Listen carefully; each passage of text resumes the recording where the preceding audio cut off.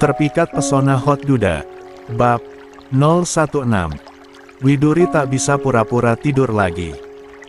Apalagi dia tak bisa menahan sebuah isak tangis haru sehingga Bian pun menyadari kalau istrinya ternyata memang belum tidur. "Hei, kamu belum tidur?"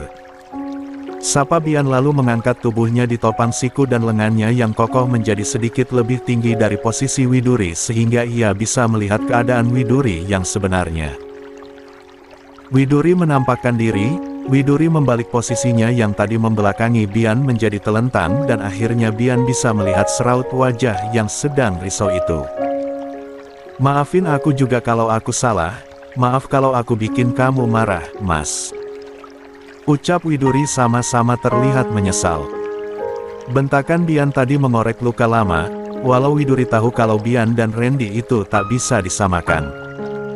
"Aku yang salah. Aku tahu kamu nggak akan sebodoh itu, nggak mungkin kamu membuka hati lagi buat lelaki brengsek itu. Mungkin aku terbakar api cemburu sampai aku terlalu overthinking. Maafkan aku, istriku," Bian membelai wajah Widuri. Hati Widuri lega sekali. Ternyata ketakutannya tidak terjadi. Bian sangat jauh berbeda dengan Randy, sangat jauh. Permintaan maaf dari Bian membuat Widuri menangis terharu. Betapa indahnya dicintai oleh seorang Biantara perkasa. "Terima kasih, Mas. Terima kasih udah percaya sama aku. Kalau aku ada salah, tolong ingatkan aku. Kalau boleh minta, ingatkan aku pelan-pelan ya," pinta Widuri penuh harap. Rasa bersalah Bian semakin menjadi, dia ingat kalau tadi dia membentak Widuri dengan sangat kasar. "Oke," jawab Bian lalu mengecup kening Widuri, mengecupkan cukup lama untuk menunjukkan betapa Bian mencintai Widuri dan tak akan membuat Widuri ketakutan lagi. "I love you," ucap Bian setelah ia melepaskan kecupan di kening Widuri.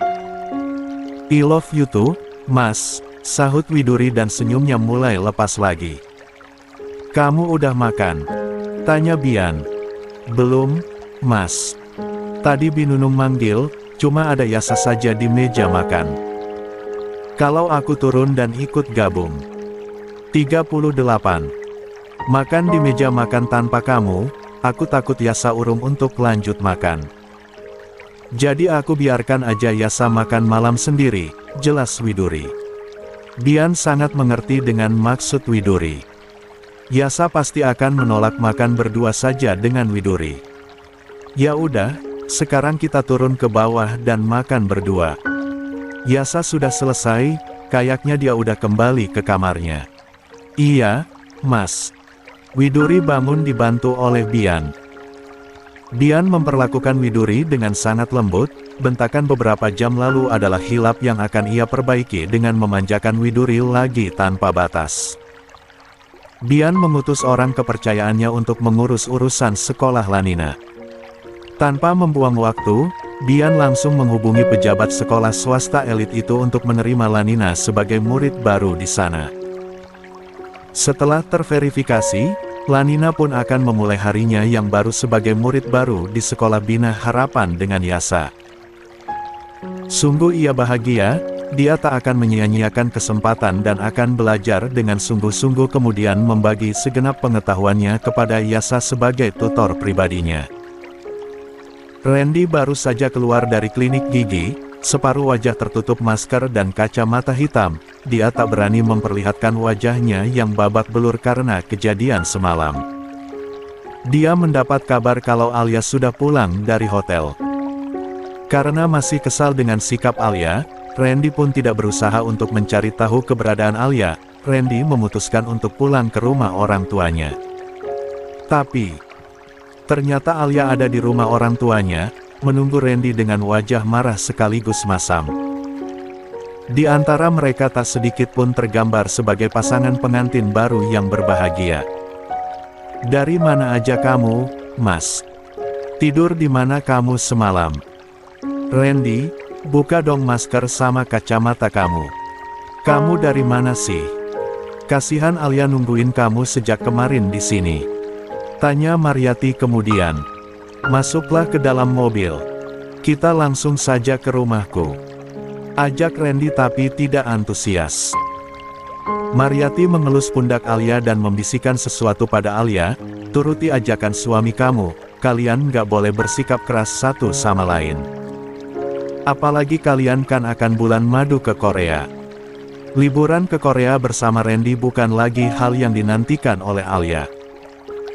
Semua rencana indah yang ia rancang di dalam benak hancur seketika setelah ia tahu kalau suaminya adalah seorang pria impoten. Cepatlah. Aku tunggu di mobil, kata Randy lalu pergi keluar lagi sebelum sempat duduk di rumah orang tuanya. 39. Pergilah, Alia. Batin Alia tersiksa. Dia belum mengatakan aib suaminya pada ibu mertuanya, tidak pada siapapun. Walau kecewa, tapi Alia akan lebih malu andai teman-teman dan kerabatnya tahu rahasia gelap suaminya. Alia hanya bisa menikmati penyesalannya dengan dirinya sendiri. Belum lagi saat ini Randy ompong dan babak belur, pasti Alia akan semakin tenggelam di dalam rasa sesalnya. Randy harus menunggu 2 minggu sampai bisa memasang gigi baru untuk gigi ompongnya itu. Tumben Yasa pulang cepat. Gumam Widuri yang sedang memanen buah stroberi di kebun kecil di taman belakang rumah. Dia melihat Yasa sudah pulang dan memasukkan motornya ke dalam garasi. Widuri senang karena Yasa tidak keluyuran, dengan begitu, Widuri bisa lebih gampang mengawasi anak sambungnya itu. Tanpa diduga, setelah dari garasi, Yasa berjalan menghampiri Widuri. Widuri tidak menyadarinya karena ia terlalu fokus lanjut memetik stroberi untuk ia jadikan bahan selai untuk kuenya nanti.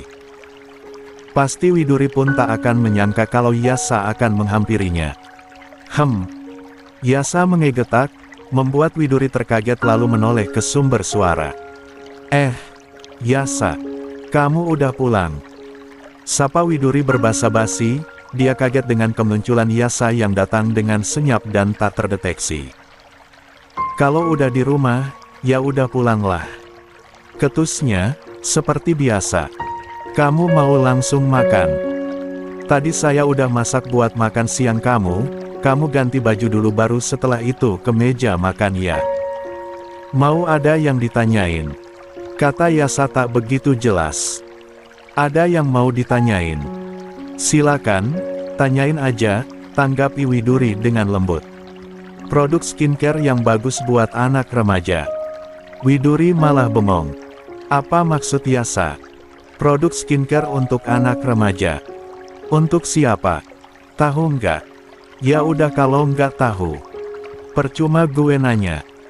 Kesabaran Yasa sangat tipis setipis helai rambut, dia beranjak karena Widuri tak langsung menjawab pertanyaannya. Terlebih Yasa tengsin menanyakan itu pada Widuri. Widuri tak akan menyia-nyiakan kesempatan itu, Yas. Yasa menghentikan langkah lalu berbalik lagi menatap Widuri dengan tatapan mata yang dingin. Maksud kamu nanyain produk skincare buat anak remaja? Gitu, tanya Widuri. 40. Elah, malah diulang lagi pertanyaannya. Gerutu Yasa gemas. Saya punya beberapa rekomendasi. Buat siapa? Buat pacar kamu kah? Tanya Widuri dengan nada agak menggoda. Yasa langsung salah tingkah.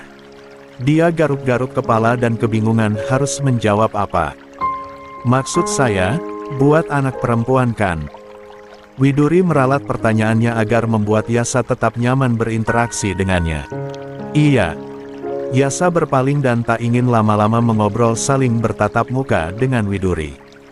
Untuk kulit berminyak, normal atau sensitif? Yasa kesal karena harus mengingat hal itu.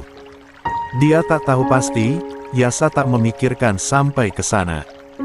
Rata-rata sih, anak remaja itu bermasalah sama kulit berminyak. Nanti saya pesankan ke official store skincare yang recommended ya, kata Widuri begitu pengertian. Minta linknya aja. Link official store-nya. Biar nanti aku yang pesan sendiri. Kata Yasa masih dengan sikap acuh tak acuh. Biar saya aja yang pesan. Aman kok, gak akan bilang siapa-siapa, Ini cuma antara kita berdua aja, kata Widuri. Yasa tak menduga kalau dirinya akan butuh pada Widuri seperti ini. Yasa memiliki rencana untuk membuat Lanina glow up. Dia terlalu gengsi bertanya pada beberapa teman wanitanya. Dia rasa, bertanya pada Widuri adalah alternatif terbaik. Widuri mengotak-atik ponselnya, menuruti keinginan Yasa secara kontan, berharap itu bisa jadi salah satu jalan untuk mereka mulai memperbaiki hubungan yang baik. Udah nih, saya udah pesankan satu paket komplit perawatan buat kulit wajah berminyak.